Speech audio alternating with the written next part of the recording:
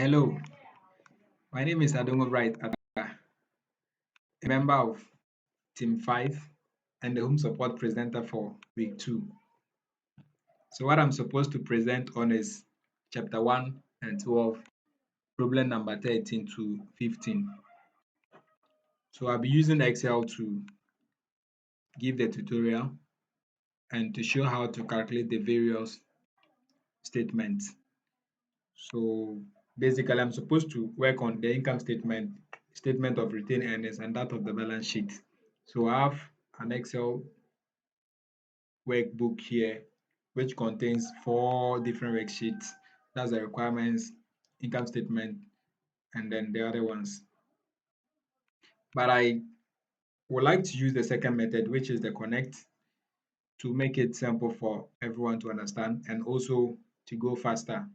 For this place, everything is there. We easily use the drop down to select the figures instead of typing them myself, which will take long time. And then another advantage is we can also use the create check my work here to confirm if everything that we've done is correct. So I prefer to use this one. So the first problem is the income statement, and this is the information that we are provided with about Jasmine Ernest consultant. So let's start the work. All right, so the income statement is just talking of the revenue and then the expenses that goes on in the company within a specified period. And then the main aim is to get the net income for that particular business. So we need to get the revenue from the data and the expenses from the data to help us to get our um, net income. But the date here should be this one, the for month ended December 31st. Because the income statement is talking of a period of time, not just a particular date, as the balance sheet is always talking about. So this one is not a specific date, but it's certain period. So we select for month ended in December 31st, sorry. So we start by selecting our revenue. The revenue comes first before the expenses. So we deal with our revenue first, then we go to the expenses. So the only thing we do here is we look for the revenues here and place them under revenue, and then we'll go forward to expenses. So looking at the data here, the revenue here is the consulting revenue. That is the consulting revenue. So we list the consulting revenue and then the figure and the revenue. So like I said earlier, the advantage is the drop down. So we just use the drop down, then we select the particular thing that we want. You can also type in the item you want, but for us to go faster, I will just use the drop down to select what we want. So we are looking for the consulting revenue. Yeah, so it's here. Then we enter the corresponding figure for consulting revenue. So coming back here, the corresponding figure is $13,140. So we enter that here, $13,140. Good. And if there's another revenue there, we put it in the next row. So there's no other revenue here. The only revenue was the consulting revenue. And we are done with that. And because the formulas are entered already, we see that the total revenue has been calculated for us. That is why I decided to use this. So we go forward to our expenses since we are done with the revenue. So we also get the expenses here and list them under expenses. So the expenses I can see here is the revenue expense, salaries expense, telephone expense, and then miscellaneous expenses. So we are going to list this for under expenses. So I start by selecting my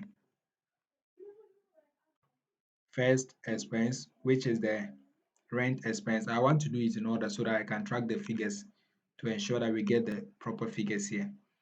And the second one is the salary expense. Then we also select the telephone expense. And then the last one, miscellaneous expense. So we go for that. their corresponding figures. So the rent expense is 2,770. So $2,770. Salary expenses is $6,120. Telephone expenses is 820, and that of the miscellaneous 630. So 820 for this, and then 630 for miscellaneous expenses. Good. So for the sake of the formulas, the total expenses is calculated here, which is 10,340 for us again. So we select the net income. I did the selection already, so we just take it like that. Now I would like to finish the calculation, that we know whether it is a loss or income. So let me leave that one for now. Then we do the calculation here. So subtracting 10,340 from 13,140. Let me quickly do that with my calculator. So we'll get so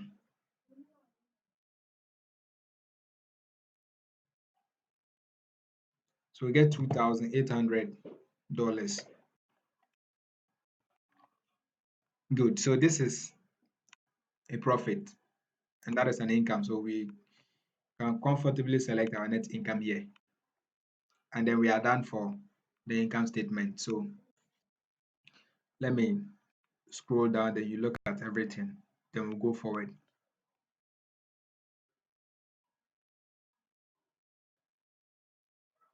Good. So we proceed to the next problem, which is the retained earnings statement, or statement of retained earnings. So the statement of retained earnings is always talking about how has the retained earning changed within the certain period of time. That is the main aim of calculating the retained statement of retained earnings. So we want to see how the retained earning has changed over time from the beginning to the end, or any particular period that you would like to calculate. So we check the first retained earnings. We can see that it has been given to us, which is 0. And the formula says that we get the previous retained earnings, then we add it to the current net income. Then we subtract dividends from it to get the current retained earnings. So we have our previous one, which is 0 because they just started recently. But the title, sorry, the date should be the time period. It's not a specific date like that of the balance sheet. So this one should be for month ended December 31st. And the 0 is there already. So we come down to select our net income. So we add the net income is addition. So we add the net income. If it is a net loss, we also add it. Now the net income calculated in the previous one was, I'm going back for it, was 2,800. So we pick that figure to this place. We could see the connection when we're following the access quiz and reading from the book. The connection was bringing the net income from the income statement to the statement of retained earnings. So it is 2,800. So we put it here. And the next thing is we less the dividends. So we click on our drop down, we less dividends here. And then we are getting the figure for dividends in the question. And then the dividends figure is 1,280. Sorry, I wanted to select only that. So 1,280 for the cash dividend. So we enter that here. $1,280. Good. And then for the sake of the formulas, it has been calculated, but we need to select the item here, and that is the current retained earnings, or retained earnings for December 31st, not December 1st. So December 31st. So this is the retained earning for December 31st. So I'm going to scroll through, then you look at the figures and we'll see if everything is done. When I'm done with all of them, I'll check the work to ensure that we have everything correct. Good. So we proceed to the last one, which is the balance sheet. Now we are using the same information. So the balance sheet is talking of the assets, liabilities, and then the equity. And the main purpose is to check the financial statement of the business for at a particular date. Sorry, I selected this one already. Let me take it back to normal. Good. So, like I said earlier, balance sheet is talking about a particular date, not a time period. Good. So this one is for December 31st. So we list the items for the assets, that of the liabilities, and then also the equity. And then the rule says that, or the equation says that the asset must be equal to the total of the liability and then the equity together. So let's try and see if we'll get that. Good. So looking at the information given, what and what should be our asset? Well, let's start from this side. Cash is an asset, so it goes to the asset column. Account receivable is an asset. Office supplies is an asset. Land is an asset. And also office equipment. But aside that, account payable is a liability, so we wait until we get there. So we simply select the items for this. That's the five of them here. So we start by selecting the cash. I'm going to do it in order as usual so that we can track it properly. Then account receivables. Then we go for, where is that? Or office supplies. Okay. Then we go for land.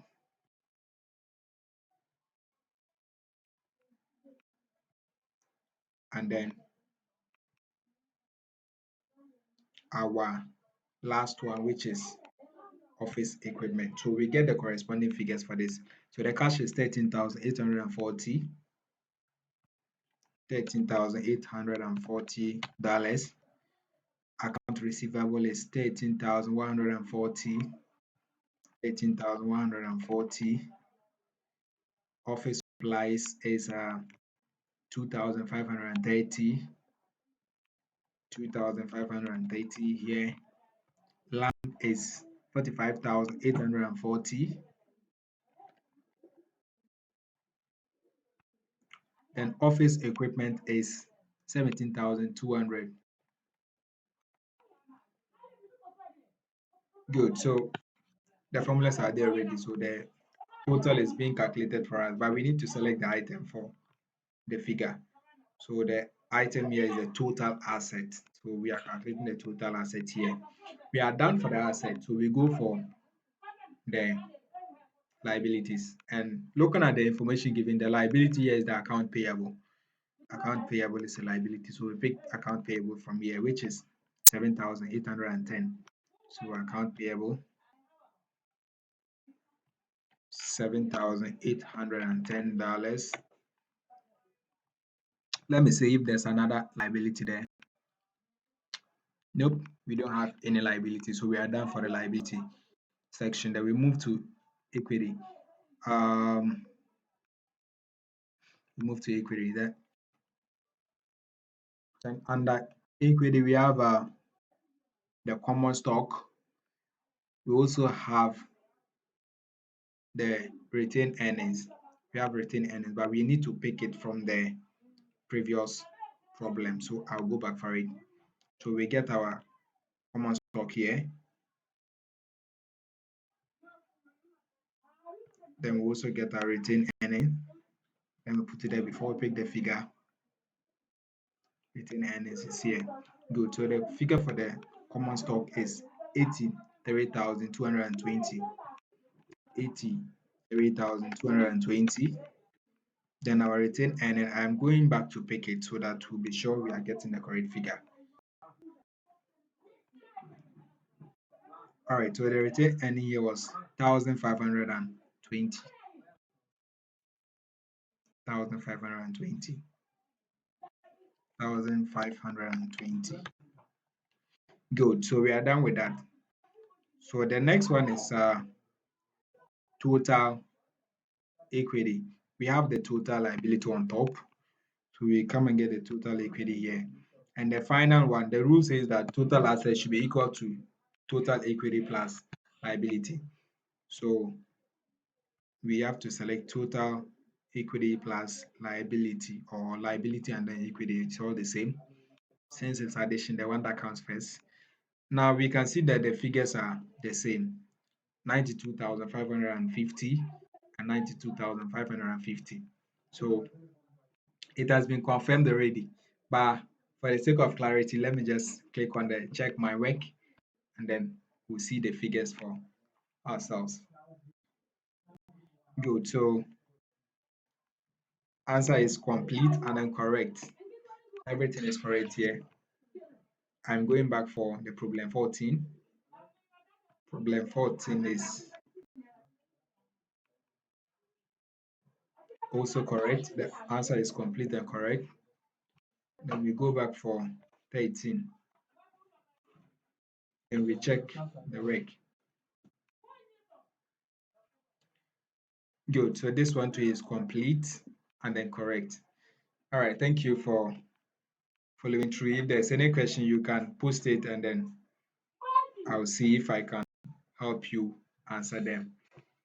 And I'll try and make another video using the Excel, though it will take longer time than this, but I'll try and then help those who like to use the Excel to do their workings. Thank you for following through. Let me know if there's any question, then I'll help you solve it. Thank you and bye.